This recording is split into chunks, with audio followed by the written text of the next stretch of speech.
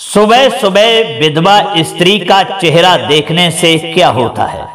नमस्कार मित्रों, किसी ने कमाल की बात कही है, दृष्टि को बदल दो तो दृष्टि बदल जाती है और भ्रष्ट को बदल दो तो भ्रष्टि बदल जाती है और सोच को बदल दो तो सृष्टि बदल जाती है। मित्रों, आज हम जिस दिव्य प्रसंग पर चर्चा करने के लिए जा रहे हैं वह समाज में फैली एक बहुत बड़ी भ्रांति से जुड़ा हुआ है। भगवान श्री कृष्ण ने स्वयं गीता में कहा है कि अंधविश्वास और अज्ञान मनुष्य को सत्य से दूर कर देता है। इसलिए आज हम जानेंगे, क्या सचमुच सुबह उठकर विधवा स्त्री का चेहरा देखना अपशगुन होता है या फिर यह केवल समाज की बनाई हुई एक बेड़ियां है जिसे शिव महाप्राण स्वयं तोड़ना चाहता है। तो मित्रों, बड़े ध्यान और श्रद्धा से इस अद्भुत कथा को सुनते हैं, क्योंकि इससे आपके जीवन में एक नया दृष्टिकोण और गहरा ज्ञान जागृत होगा। भगवान श्री कृष्ण कहते हैं कि विधवा स्त्री का मुख देखना चाहिए या नहीं। तो मित्रों, ये प्रसंग अत्यंत दिव्य और जीवन को दिशा देने वाला है। ये प्रसंग से आपको एक गहन शिक्षा मिलने वाली है। कुछ लोग ये कहते हैं कि सुबह उठते ही विधवा स्त्री का मुख देखना चाहिए या नहीं। इस बात को लेकर के अनेक लोगों के मन में भय उत्पन्न हो जाता है। यदि किसी पुरुष की पत्नी स्वर्ग सिधार जाए और सुबह उसका मुख देख लिया जाए तो इसमें कैसा दोष?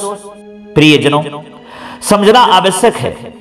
समाज ने अपनी संकीर्ण सोच और अज्ञान से अनेक भ्रांतियां उत्पन्न कर दी हैं, किंतु शिव महाप्राण स्वयं इन भ्रमों को दूर करता है। यदि किसी पुरुष की पत्नी नहीं रही तो उसका मुख देखने में कैसी आपत्ति? वह तो पुरुष है।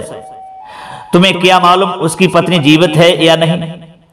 हां, यदि वह बिंदी लगाता, मंगलसूत्र धारण करता, मांग भरता तो समझ जाता कि उसकी पत्नी जीवित है या नहीं, परंतु ऐसा तो होता ही नहीं।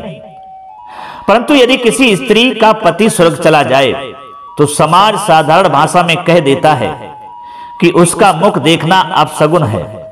किंतु विचार करिए, जन्म परमात्मा ने दिया है और मृत्यु भी परमात्मा ही देते हैं। ये संबंध किसके साथ कितना है, ये तो ईश्वर ने पहले से ही लिख दिया है। तुम किसी का मुख देखकर ये कैसे निर्णय ले सकते हो कि ये शुभ है या अशुभ? यदि सचमुच ऐसा होता तो जब भगवान श्री राम के पिता श्री महाराज दशरथ स्वर्ग सिधारे थे, उनकी तीनों पत्नियां माता कौशल्या, सुमित्रा और कैकेयी विधवा हो गई थीं। क्या अयोध्या वासियों ने उनका मुख देखना छोड़ दिया था? क्या स्वयं प्रभु श्री राम ने अपनी माताओं का मुख नहीं देखा था? ये सब हमारी सोच है, हमारी बुद्धि का भ्रम है। पापी को पाप दिखाई देता है, कपटी को कपट दिखाई देता है, बेईमान को बेईमानी दिखाई देती है, परंतु धर्मात्मा को धर्म ही दिखाई देता है। पुण्य आत्मा को पुण्य ही दृष्टिगोचर होता है। जैसी सोच वैसा ही दृष्टिकोण। यदि पति चला भी गया तो पत्नी को परमात्मा ने जीवित रखा है, किसी उद्देश्य से रखा है, क्योंकि जाने वाला तो चला गया, परंतु पत्नी का दान, भजन, पुण्य और भगवान का स्मरण सब जीवित रहते हैं। जैसे पति नौकरी करता है और उसके जाने के बाद पत्नी को आधी तनख्वाह मिलती है, उसी प्रकार पत्नी के द्वारा किया गया हर पुण्य, हर भजन, हर व्रत का फल पति के खाते में पहुंचता है। इसी तरह यदि पत्नी नहीं रही और पति दान, भजन, सेवा या सत्कर्म करता है तो उसका पुण्य पत्नी के खाते में जाता है। इसलिए मनुष्य को सत्कर्म करने के लिए छोड़ा गया है, दान करने के लिए, भजन करने के लिए, व्रत करने के लिए। एकादशी का व्रत करो, महाशिवरात्रि का व्रत करो, शिव जी को जल चढ़ाओ, भगवान का भजन करो। उसका आधा पुण्य उस जीवन साथी को भी पहुंचता है जो अब इस लोक में नहीं है। प्रियजनों, जब दोनों जीवित रहते हैं तो दोनों मिलकर पूजन करते हैं, व्रत करते हैं, भक्ति करते हैं, पर जब एक रह जाता है तो उसका किया हुआ प्रत्येक पुण्य अपने जीवन साथी तक पहुंचता है। यही परमात्मा की अद्भुत व्यवस्था है। इसीलिए शिव जी कहते हैं कि भगवत भक्ति में डूबे रहो। किसी पर आक्षेप लगाना अनुचित है, यह धर्म नहीं है। ये कौन कहता है कि विधवा का मुख देखना अपशगुन है? ऐसा कहां लिखा है? ये सब अज्ञान है। विधवा स्त्री का मुख नहीं देखना चाहिए, ये सब केवल भ्रांतियां हैं। ऐसी बातें असत्य हैं। शिव भक्ति में लीन रहो, शिव का स्मरण करो। जो लोग कहते हैं कि विधवा स्त्री का मुख नहीं देखना चाहिए, ऐसे लोग संसार में अज्ञान और भ्रम फैलाते हैं। इसलिए इन बातों को त्याग दो और किसी को ठेस मत पहुंचाओ, क्योंकि यदि तुम्हारी वाणी से किसी को ठेस पहुंचती है तो यह बड़ा पाप है। अब प्रश्न उठता है कि एक महिला समय से पहले विधवा क्यों हो जाती है? ऐसा कौन सा कारण है, कौन सा पाप है जो एक पतिव्रता नारी को भी विधवा बना देता है? क्या महिला के विधवा होने के संकेत पहले से मिलते हैं? और क्या वास्तव में महिला का कोई ऐसा अंग है जिससे यह हो सके कि वे विधवा होगी या नहीं? भगवान विष्णु माता लक्ष्मी से कहते हैं कि हे प्रिय, तुमने अत्यंत उचित ये प्रश्न किया है। ये बड़ा ही सत्य है कि कुछ महिलाओं के भाग्य में समय से पहले विधवा होना लिखा होता है, चाहे वे स्त्री पतिव्रता ही क्यों ना हो, किंतु एक विशेष पाप के कारण ये विधवा बनती है। और सच ये भी है कि महिला के शरीर का एक अंग उसके भविष्य की ये स्थिति संकेत रूप में बताता है। भगवान विष्णु ने आगे कहा कि हे देवी, तुम्हें इस परम गूढ़ और गोपनीय सत्य को बताने से पहले मैं तुम्हें एक कथा सुनाऊंगा। इस कथा में तुम्हारे सभी प्रश्नों का उत्तर छिपा हुआ है, इसलिए इसे ध्यान पूर्वक सुनिए। तो भगवान विष्णु ने माता लक्ष्मी को एक दिव्य और अत्यंत सुंदर कथा सुनाई। इस कथा के माध्यम से उन्होंने संपूर्ण मानव जाति के कल्याण के लिए कई गहन उपदेश दिए। इसलिए इस कथा को दोस्तों पूरा सुनना और इसे अधूरा मत छोड़ना। तो आइए दोस्तों, भक्ति भाव से इस पावन कथा का श्रवण आरंभ करते हैं। प्रिय दर्शकों, एक समय की बात है, मध्य देश में एक अत्यंत धनवान सेठ रहा करता था। उसका एक पुत्र और 3 पुत्रियां थीं। उसकी तीनों पुत्रियों का विवाह अच्छे और समृद्ध घरानों में हो गया था, किंतु सेठ की एक पुत्री को दुर्भाग्य का सामना करना पड़ा। विवाह के कुछ ही वर्षों के भीतर उसका पति इस संसार को छोड़ करके चला गया और वह विधवा होकर अत्यंत दुख में जीवन बिताने लगी। उस विधवा कन्या का नाम था सावित्री। सावित्री अत्यंत सुंदर, गुणवान और पतिव्रता नारी थी, किंतु विधि के विधान के आगे कोई टिक नहीं सकता। उसके भाग्य में जो अशुभ लिखा था वही घटित हुआ। सावित्री के पति ने विवाह के समय केवल उसका रूप और पिता की धन संपत्ति देखी थी, जिसका फल ये हुआ कि उसे भी शीघ्र ही इस संसार से विदा लेना पड़ा। कहते हैं कि बचपन से ही सावित्री के शरीर के अंगों पर उसके विधवा होने के संकेत प्रकट होते थे, किंतु किसी ने उस पर ध्यान नहीं दिया। ये सब उसके पूर्व जन्म के कर्मों का परिणाम था, जिसके कारण उसे इस जन्म में ऐसी पीड़ा सहनी पड़ी।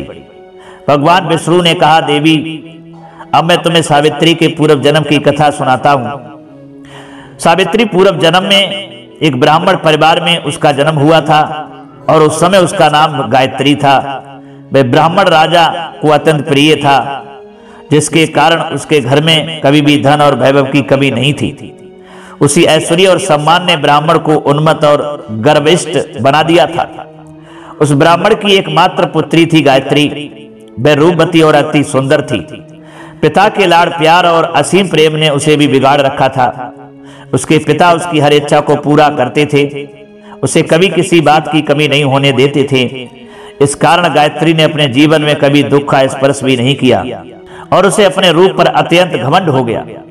जब गायत्री युवा अवस्था में पहुंची तब उसके पिता ने उसके विवाह का विचार किया, लेकिन उसकी एक शर्त थी कि जो भी गायत्री से विवाह करेगा वह उसके साथ उसके पिता के घर पर ही रहेगा, यानी घर जमाई रहेगा।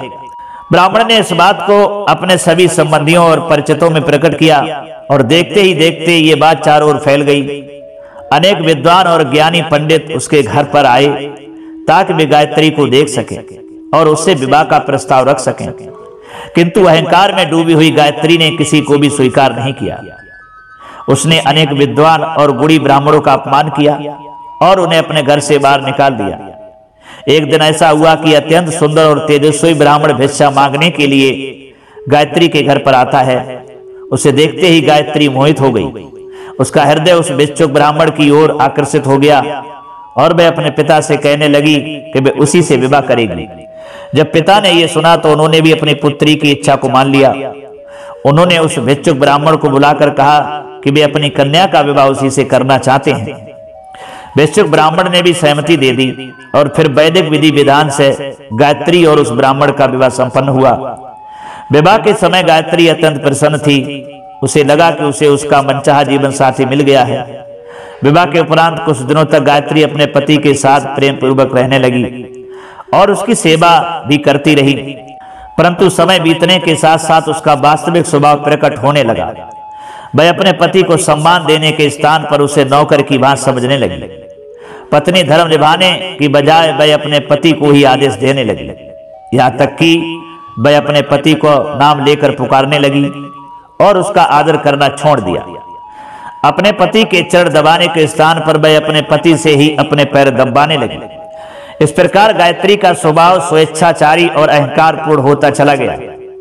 वह पति को बिना बताए ही घर से बाहर चली जाती, कभी पति की कोई आज्ञा नहीं मानती, पति से पहले ही भोजन कर लेती, किसी भी धार्मिक कार्य में पति के साथ बैठने से इनकार कर देती और अकेले ही मौज मस्ती में लिप्त रहती। अपनी पत्नी के ऐसे आचरण को देखकर गायत्री का पति अत्यंत दुखी रहने लगा। उसने अनेक बार उसे समझाने का प्रयत्न किया, धर्म का मार्ग दिखाने की चेष्टा की, किंतु गायत्री ने कभी उसकी बात नहीं मानी। वह अपनी ही मनमानी करती रही। गायत्री की माता ने भी अपनी पुत्री को समझाने का बहुत प्रयास किया कि नारी के लिए ये उचित नहीं है कि वह अपने पति का अपमान करे। पत्नी का परम धर्म है कि वह अपने पति को देवतुल्य माने और उसकी आज्ञा का पालन करे, किंतु गायत्री अपनी माता की बातों को भी कभी नहीं मानती। उल्टा वे जानबूझकर अपने पति का अपमान करती रहती। प्रिय दोस्तों, दिन रात उसके दोष गिनना, उसे अपशब्द कहना, उसका नाम लेकर पुकारना और नितांत तिरस्कार करना ही उसका स्वभाव बन गया। गायत्री का पति भी उसकी इन बातों से अत्यंत व्यथित हो गया। एक दिन उसने गहन चिंतन किया और मन ही मन निश्चय किया कि वह अब इस पापमय स्थिति से स्वयं को अलग करेगा। बिना किसी को बताए वह घर छोड़कर चला गया और वन में जाकर तपस्या में लीन हो गया, क्योंकि शास्त्रों में कहा गया है बुद्धिमान पुरुष को दुष्ट, अधार्मिक और स्वेच्छाचारी पत्नी का त्याग कर देना चाहिए, अन्यथा वह भी उसके पाप का भागी बन जाता है। इस प्रकार गायत्री का पति वन में तपस्या करने लगा। उधर गायत्री ने भी अपने पति को खोजने का कोई प्रयत्न नहीं किया। वह अपने पिता के घर पर सुख से मौज से रहने लगी। उसकी माता ने उसे कई बार समझाया कि वह अपने पति से क्षमा मांगकर उसे घर वापस ले आए, किंतु गायत्री हठपूर्वक कहती, जाने दो माता, वैसे भी मेरा भिक्षा मांगने वाला पति किसी काम का नहीं था। उससे विवाह करके मैंने ही उस पर उपकार किया था। अब वह मूर्ख मुझे छोड़कर चला गया तो अच्छा ही हुआ। ऐसे पति के साथ रहने से अच्छा है कि मैं अकेली रहूं। मैं इतनी रूपवती हूं कि कोई भी पुरुष मुझसे विवाह कर लेगा। गायत्री की ऐसी घमंडी और अधार्मिक बातें सुनकर उसकी माता भी अत्यंत दुखी रहने लगी। उधर गायत्री का पति ध्यान मग्न होकर तपस्या करने लगे और सांसारिक बंधनों से मुक्त होकर अपने जीवन को ईश्वर की भक्ति में समर्पित कर दिया। वह दिन रात परमात्मा का ध्यान करता और ईश्वरीय स्मरण में लीन रहता। इधर कुछ ही दिनों बाद गायत्री के पिता के साथ एक अशुभ घटना घटित हुई। एक दिन वे राजमहल में चोरी करते हुए पकड़े गए। सिपाहियों ने उन्हें पकड़कर राजा के सामने प्रस्तुत किया। राजा को जब इसका समाचार मिला तो वे अत्यंत क्रोधित हुए। उन्होंने गायत्री के पिता का सारा धन और संपत्ति छीन ली और उन्हें कारागार में डाल दिया। धन संपत्ति सब कुछ छीन जाने के कारण गायत्री अत्यंत निर्धन हो गई। उसके पास आजीविका का कोई साधन नहीं रहा। उसके पिता कारागार में थे, इसलिए गायत्री और उसकी माता को ही घर चलाने के लिए दूसरों के घर जाकर काम करना पड़ता था। अब तक जिस घर में वैभव और ऐश्वर्य का वास था, वहां दरिद्रता और कलेश में अपना स्थान ले लिया। गायत्री को अब अकेलापन सताने लगा। घर में कोई पुरुष नहीं था जो उनकी सहायता कर सके। ऐसे समय में उसे अपने पति की याद आने लगी, जिसे उसने कभी सम्मान नहीं दिया था, किंतु उसका पति तो अब वन में सन्यासी बनकर तपस्या में लीन था। फिर भी गायत्री ने उसे खोजने का निश्चय किया और वन की ओर चल पड़ी। वह बहुत दूर तक अपने पति को ढूंढती रही, हर दिशा में भटकती रही, किंतु उसका पति कहीं नहीं मिला। थककर वह एक स्थान पर विश्राम करने बैठी, तभी अचानक वहां एक भयंकर शेर आया और उसने गायत्री पर आक्रमण कर दिया। उसी क्षण गायत्री के प्राण जो थे पखेरु उड़ गए और उसका देहांत हो गया। गायत्री की मृत्यु के बाद दो यमदूत प्रकट हुए। उन्होंने उसे पकड़कर घसीटते हुए यमलोक ले गए। इमलोक में जब गायत्री यमराज के सामने प्रस्तुत हुई तो यमराज ने उसके जीवन के पाप और पुण्य का लेखा जोखा किया। यमराज कहने लगे, ये स्त्री अत्यंत पापमयी है, इसने अपने पति का कभी सम्मान नहीं किया, सदा उसका अपमान किया है, उसे नाम लेकर पुकारा, उसे नौकर समझा और बार बार तिरस्कार किया। ऐसी दुष्ट पत्नी को तो नरक में भेजा जाना चाहिए। फिर यमराज के आदेश से गायत्री को नरक में डाल दिया गया। अनेक वर्षों तक उसने नरक में भयानक यातनाएं सही। जब उसके पाप क्षीण हुए तो उसे अपने पूर्व जन्म के कर्मों का प्रायश्चित करने के लिए पुनः मनुष्य जन्म मिला। किंतु जो पाप गायत्री ने पूर्व जन्म में किए थे, उन्हीं पापों के कारण इस जन्म में उसके शरीर पर विधवा होने के लक्षण प्रकट हुए। तब भगवान विष्णु कहते हैं कि हे देवी लक्ष्मी, अब मैं तुम्हें उन लक्षणों के बारे में बताता हूं जिन स्त्रियों के अंगों पर ये चिन्ह प्रकट होते हैं, वे समय से पहले विधवा होने को प्राप्त होती हैं। भगवान विष्णु कहते हैं कि हे देवी मध्यमाया, तू दीर्घा या भार्या निरव निरद अनामिका हर सभा भवे शुभा नारी पृथुपासनी सुदर्भगा। यानी इस श्लोक में भगवान विष्णु ने विधवा स्त्री के लक्षण स्पष्ट किए हैं। यदि किसी स्त्री के चरण पसीने से रहित हों, उन पर नाड़ियां स्पष्ट न दिखती हों, पैर अत्यधिक चिकने और कोमल हों, तो ऐसी स्त्री ऐश्वर्य और सुख की भोगनी नहीं होती। यदि स्त्री के पैर का अंगूठा घोल और मांसल हो तो वह पतिव्रता और ऐश्वर्यशालिनी होती है। यदि अंगूठे पर नाड़ियां प्रकट होती हों तो वह दुर्भाग्यशाली और व्यभिचारिणी समझी जाती है। यदि किसी स्त्री का अंगूठा अत्यंत छोटा हो तो वह कलेशकारी और दुख भोगने वाली होती है। अंगूठा यदि दबा हुआ हो तो वह स्त्री गर्भ धारण में दुर्बल होती है। यदि किसी स्त्री की तर्जनी अंगुली उसके अंगूठे से भी लंबी हो तो वह स्वच्छंद कामचारिणी अर्थात अनेक पुरुषों से संबंध रखने वाली कही जाती है। यदि किसी स्त्री की चरण अंगुलियां परस्पर जुड़ी हों, एक दूसरे के समीप हों, अंगुलियां गोल और सीधी हों तथा नख छोटे और पतले हों, तो वह स्त्री ऐश्वर्यशालिनी और ससुराल में सुख भोगने होती है। अब विधवा स्त्री के चरण लक्षण इस प्रकार बताए गए हैं। यदि किसी स्त्री का अंगूठा बहुत बड़ा हो और आगे से गोल हो, उसके नख टेढ़े मेढ़े हों और अंगूठे पर नाड़ियां स्पष्ट दिखाई दें, तो वह विधवा होने के योग्य बनती है। यदि स्त्री की एड़ी अत्यंत बड़ी हो तो वह मृत्यु पर्यंत दुख भोगने वाली होती है। यदि उसके चरण मांस रहित हों तो वह अपने ससुराल के भाग्य को नष्ट कर देती है। यदि किसी स्त्री की अनामिका अंगुली शेष अंगुलियों की अपेक्षा अत्यंत छोटी हो तो वह कलह करने वाली और घर का वातावरण असहनीय बना देने वाली होती है। यदि स्त्री की मध्यमा अंगुली अत्यधिक लंबी हो तो वह विवाह के लिए अयोग्य मानी जाती है। जो स्त्री चलते समय पांव पटकते हुए चलती हो और धम धम की ध्वनि करती हो, वह अपने पति के विनाश का कारण बनती है। भगवान विष्णु कहते हैं कि देवी, इन्हीं लक्षणों के कारण सावित्री समय से पहले विधवा हो गई। ये सब उसके पिछले जन्म के पापों का फल था। जो स्त्री अपने पति का अपमान करती है, उसे नाम लेकर पुकारती है, उसके भोजन करने से पहले स्वयं भोजन करती है, वह निश्चित ही समय से पहले विधवा होती है। एक पतिव्रता नारी वह होती है जो कभी किसी का अपमान नहीं करती, कभी अपने पति को नाम लेकर नहीं पुकारती और सदैव एक निष्ठ भाव से पति की इच्छा और मर्यादा के अनुसार चलती है। ऐसी नारी की कभी दुर्गति नहीं होती। उसका जीवन पतिव्रता और सौभाग्य से अलौकिक रहता है और मृत्यु के पश्चात में मेरे लोक को प्राप्त करती है। तो प्रियजनों, इस प्रकार भगवान विष्णु ने माता लक्ष्मी को ये अत्यंत गूढ़ और महत्वपूर्ण कथा सुनाई। ये कथा हमें स्मरण कराती है कि धर्म, निष्ठा और मर्यादा के पालन से ही जीवन मंगल में होता है और वही आत्मा को परम गति की ओर ले जाता है। उम्मीद है ये जानकारी दोस्तों आपको बहुत अच्छी लगी होगी और ये आपके हृदय को छू गई होगी। तो अब तो आप जान ही चुके हैं कि जो लोग ये कहते हैं कि सुबह सुबह विधवा स्त्री का चेहरा देखना अपशगुन होता है, तो उनकी ये गलत सोच है, बिल्कुल उनकी नकारात्मक सोच है। ऐसा किसी भी स्त्री पुरुष के लिए नहीं सोचना चाहिए। अरे भाई, ये तो सब परमात्मा के बनाए हुए प्राणी हैं। कभी कभी ऐसा होता है कि पत्नी से पहले पति चला जाता है और कभी कभी ऐसा होता है कि पत्नी पति से पहले चली जाती है, तो भाई एक अगर पहले चला गया तो इसका मतलब एक रह गया, उसका मुख देखना, चेहरा देखना, यह अपशुकुन हो गया।